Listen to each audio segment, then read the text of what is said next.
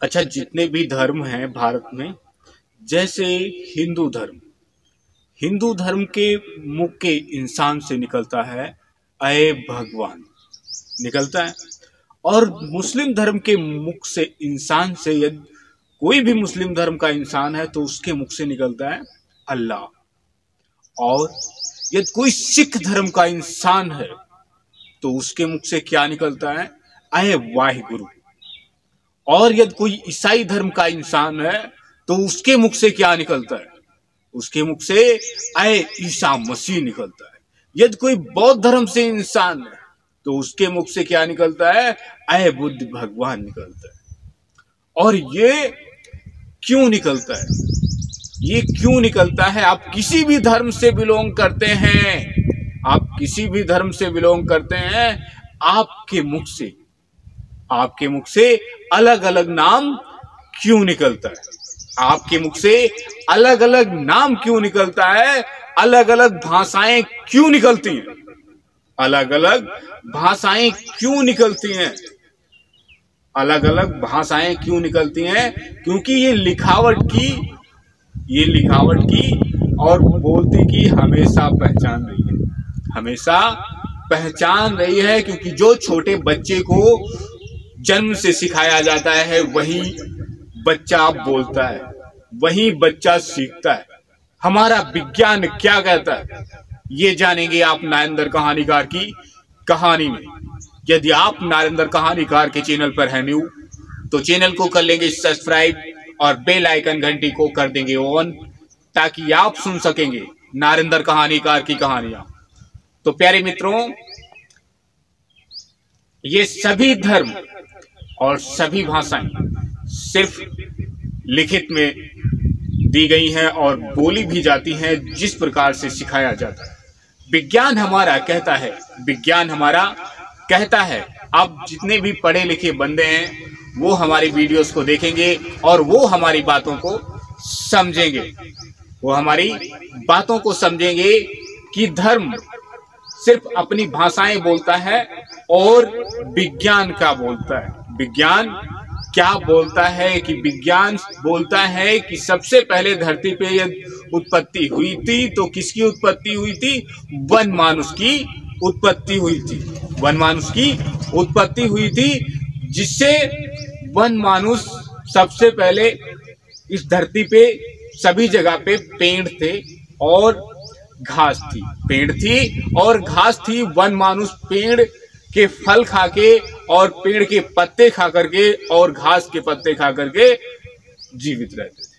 उसके बाद वन मानुष से धीरे धीरे कर करके जनसंख्या बढ़ी वन मानुष की, धीरे धीरे कर करके जनसंख्या बढ़ी वन मानुष की। वो धीरे धीरे कर करके वन मानुष धीरे धीरे मानव में परिवर्तित हो गए।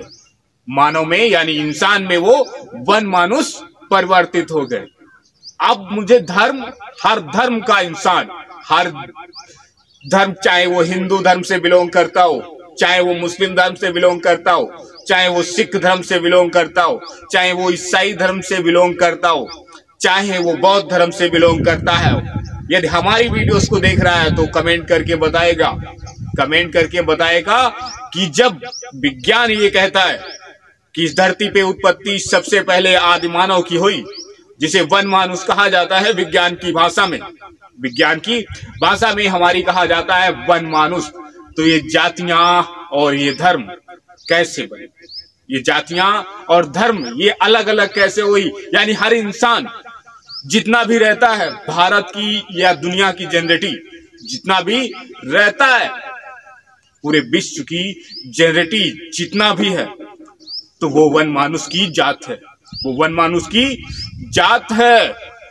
जब धरती पे वन मानुष का ही जन्म हुआ तो हम सभी इंसान जितने भी हैं वन मानुष की जात हो गए। तो उसमें ये धर्म कहां से आ गए? धर्म ये कहां से आ गए? ये जातियां कहां से आ गई? जातियों पे लोग फूलते हैं, जातियों के नाम पे राजनीतिक होता है, सभी कुछ करते हैं जातियों के नाम से इस देश के अंदर, जबकि जात का कोई भी भेदभाव हमारी लिखित भाषा में नहीं दिया गया। यदि पढ़ने जाते हो तो इस बात को जानते हो, जातियों का भेदभाव लिखित में नहीं दिया जाता, लिखित में नहीं दिया जाता जातियों का भेदभाव। ना इतने पढ़े लिखे हो गए हमारे डॉक्टर B.R. अम्बेडकर साहब, B.R. अम्बेडकर साहब जिन्होंने भारत का संविधान लिखा था, जिन्होंने भारत का संविधान लिखा था, उन्होंने भी जातियों के बारे में नहीं लिखा था, जातियों के बारे में नहीं लिखा था। प्यारे मित्रों, ये जातियां विज्ञान की भाषा में नहीं है, विज्ञान की भाषा में नहीं है। सिर्फ वन मानुष का ही जन्म हुआ था, सिर्फ वन मानुष का ही जन्म हुआ था। और ये भारत देश की क्या पूरे विश्व की जितनी भी जनसंख्या है, वन मानुष की जनसंख्या है। धर्म यहाँ पे जो कुछ सिखाया जाता है, जो कुछ सिखाया जाता है बच्चे को, जो कुछ सिखाया जाता है बच्चे को वही सीखता है। जो कुछ जैसे हमको तुमको सिखाया जाता है, एग्जाम्पल पे तौर पे बता रहा हूं मैं, कि जो हम तुमको सिखाया जाता है वही सिर्फ हम तुम सीखते हैं, वही सिर्फ हम तुम सीखते हैं। और जैसे छोटे बच्चे को जब बचपन से जन्म होता है, वो बच्चा सीखता है, उसको हर एक चीज सीखना पड़ता है, उसको हर एक चीज सीखना पड़ता है। जैसे आपको भी सीखना पड़ा होगा, जैसे आपको भी सीखना पड़ा होगा। सीखना पड़ता है नहीं पड़ता है? कमेंट करके बताओ ना अंदर कहानीकार को कि सीखना पड़ता है कि नहीं सीखना पड़ता है। जो चीजें नहीं सीखनी पड़ती हैं उसे कहा जाता है आत्मज्ञान, विज्ञान की भाषा में कहते हैं उसे आत्मज्ञान। जो नहीं सीखता है सब कुछ जान लेता है, जो सब कुछ जान लेता है वो जो नहीं सीखता है उसे कहते हैं आत्मज्ञान।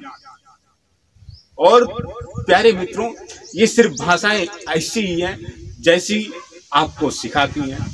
और ये विज्ञान हमारा कहता है कि ये भारत में कोई भी जातियां नहीं है। और हर इंसान की जाति आदिमानव है, जिसका जन्म धरती बनने के बाद प्यारे मित्रों उत्पत्ति हुई थी आदिमानव ने सबसे पहले आग का निर्माण किया था। आदिमानव ने आग का निर्माण किया था और पानी भी धरती से खोद करके उन्होंने पानी का निर्माण किया था। आदिमानव ने पानी का निर्माण किया था आदिमानव ने। और प्यारे मित्रों पत्थर से आग जलाया था। और प्यारे मित्रों, यदि किसी भी कास्ट से या किसी भी धर्म से हमारी वीडियोस को देख रहे हो और देखना चाहोगे तो प्यारे मित्रों बने रहोगे नरेंद्र कहानीकार के साथ में। हम आपको फिर मिलेंगे एक नई जानकारी और नई कहानी के साथ में लेकर के। तब तक के लिए प्यारे मित्रों एक बात और मैं आप लोगों को बताता चलूं, आप किसी भी धर्म से बिलोंग करते हैं, यदि आप स्कूल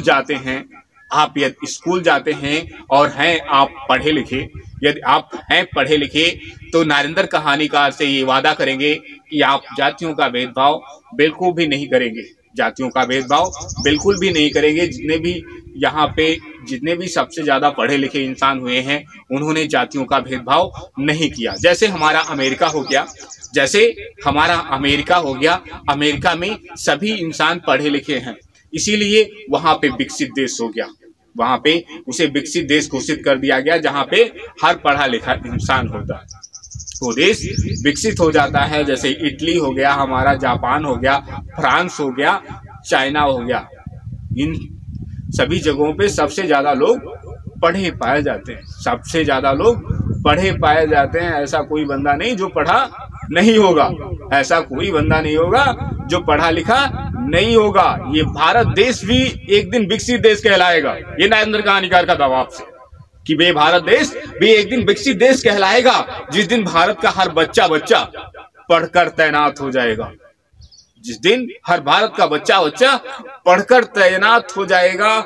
हर इंसान हर एक चीज को जान जाएगा, हर एक चीज को समझ जाएगा। उस दिन ये भारत देश हमारा एक समान और एक बराबर हो जाएगा। ये नरेंद्र कहानीकार का आपसे प्यारे मित्रों दावा है। आप नरेंद्र कहानीकार के साथ में बने रहेंगे और सुनते रहेंगे नरेंद्र कहानीकार की कहानियां। तो प्यारे मित्रों, ये नरेंद्र कहानीकार आपको फिर से मिलेंगे अपनी नई कहानी के साथ में।